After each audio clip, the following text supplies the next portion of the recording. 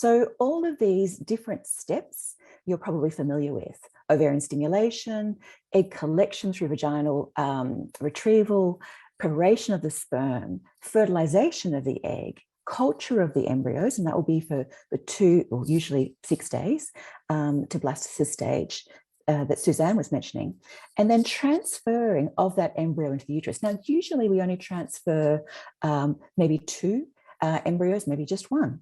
The others will be frozen and stored at minus 196 degrees in one of these little containers. And of course, hopefully a pregnancy is established with this cycle. If it's not in this fresh cycle, there's the option, if the couple have been successful in creating more than 1 or 2 embryos, of going back to those frozen embryos and putting them back in at stage 6. So there's a stimulated cycle, which is 1 to 6, whereas if we have frozen embryos, you can just go straight to embryo transfer, and that's often just called a frozen cycle. So that's some of the terminology that we use in IVF and some of the techniques. I just wanted to just follow on talking about around embryo biopsy. That's usually attempted, obviously, at the end of that culture period, and perhaps some of the selected embryos. And you can see in this little schematic that 2 embryos are being identified as not carrying the mutation, and 2 have. The ones that don't have the mutation, if they're not going to be transferred in that cycle, again, might be frozen.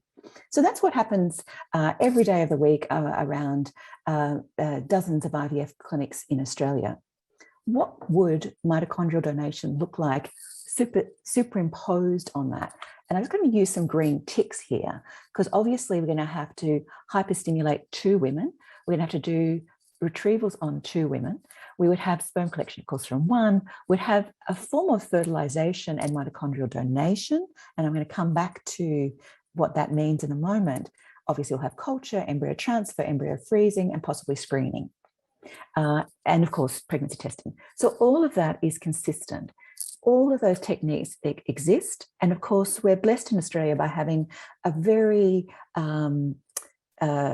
effective and I was going to say accessible IVF service in Australia, but of course it does come at a cost. But I think, again, we're fortunate here, unlike many other countries, where we do have some government funding to subsidise IVF treatment.